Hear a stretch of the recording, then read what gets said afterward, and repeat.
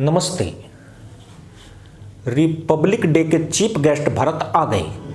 26 जनवरी यानी गणतंत्र दिवस की तैयारी पूरी हो चुकी है। अब तो मेहमान भी आने लगे हैं। परेड का रिहर्सल फाइनल है। कर्तव्य पथ दुल्हन की तरह सज गया है। दुनिया की सबसे अधिक मुस्लिम आबादी वाले देश के मुखिया गणतंत्र दिवस के लिए भारत की धरती पर आ चुके हैं। बता दें कि इंडोनेशिया के राष्ट्रपति प्रबोवो सुबियांतो रिपब्लिक डे पर चीफ गेस्ट हैं।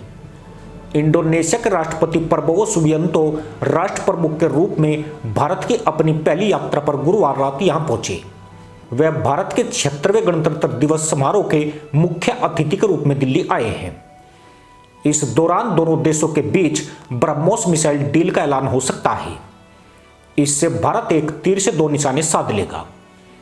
इंडोनेशिया से रक्षा संबंधों को मजबूत बनाकर भारत जहां हिंद प्रशांत महासागर में चीन की घेराबंदी कर रहा है, तो दूसरी ओर दुनिया के सबसे बड़े मुस्लिम आबादी वाले देश इंडोनेशिया से भारत की दोस्ती पाकिस्तान के लिए झटका है। इंडोनेशियाई राष्ट्रपति प्रबोवो सुबियांतो की भारत यात्रा को लेकर पहले बहुत बड़ा सस्पेंस था। यूं कहिए कि पैच फंसा था। पैच की असल वजह उनकी यात्रा का पाक कनेक्शन था। राष्ट्रपति सुबियांतो भारत के रिपब्लिक डे परेड के बाद सीधे पाकिस्तान जाना चाहते थे।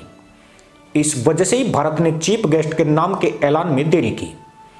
भारत नहीं चाहता था कि सुबियांतो भारत यात्रा के बाद सीधे पाकिस्तान जाए। वह भारत यात्रा को पाकिस्तान दौरे के साथ कनेक्ट करना चाह रहे थे। तब भारत ने अपनी कूटनीति का कमाल दिखाया। भारत ने राजनयिक चैनल के माध्यम से इंडोनेशिया के सामने यह मुद्दा उठाया। उसे अच्छे से समझाया कि भारत अपने किसी भी कार्यक्रम में पाक कनेक्शन नहीं चाहता। आखिरकार सुबियांतो भारत की बात मान गई। अब वे भारत दौरे के बाद सीधे पाकिस्तान नहीं जाएंगे। उन्होंने अपने कार्यक्रम में बदलाव किया है।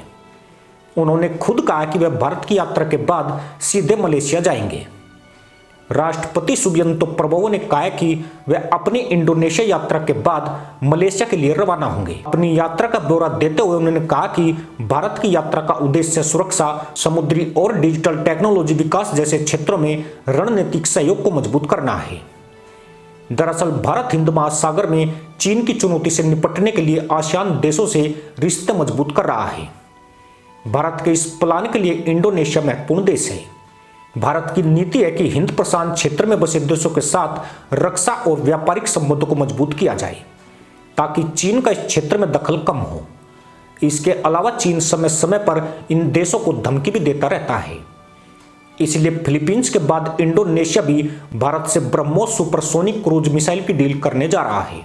दक्षिणी चीन सागर में चीन लगातार इन देशों की सीमाओं में घुसपैठ करता रहता है।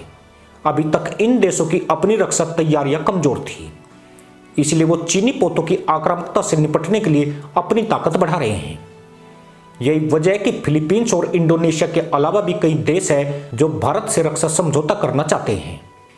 अब जब यह कन्फर्म हो गया है कि इंडोनेशिया के राष्ट्रपति पाकिस्तान नहीं जाएंगे, तो यह एक तरह से भारत की कूटनीतिक जीत है। इंडोनेशियाई राष्ट्रपति भारत की बात मान चुके हैं। भारत और पाकिस्तान के बीच रिश्ते तल्ख हैं। सीमा पार आतंकवाद जैसे कई मुद्दों पर पाकिस्तान के साथ भारत के संबंध अच्छे नहीं हैं। पाकिस्तान से भारत अब किसी तरह का संबंध ही नहीं रखता है। यही वजह है कि भारत बीते कुछ समय से किसी भी विदेशी नेताओं को भारत के बाद सीधे पाकिस्तान यात्रा करने से रोकता रहा है। यही वजह है कि इंडोनेशिया के राष्ट्रपति भारत में रिपब्लिक डे पर चीफ गेस्ट होंगे। इस सूचना की घोषणा में देरी हुई थी। मदरसा मुल्क में इस मुद्दे को लेकर हड़कंप है कि उनके दरवाजे पर आया अतिथि वापस लौट रहा है। सुना है कि पीएम शहबाज ने इंडोनेशिया से भीख मांगने की पूरी तैयारी करके रखी थी। नए तहमद और चमचमाता कटोरा भी मंगा लिया था, लेकिन ऐन वक्त पर भारत ने मुल्ला के तहमद पर पानी फेंक दिया।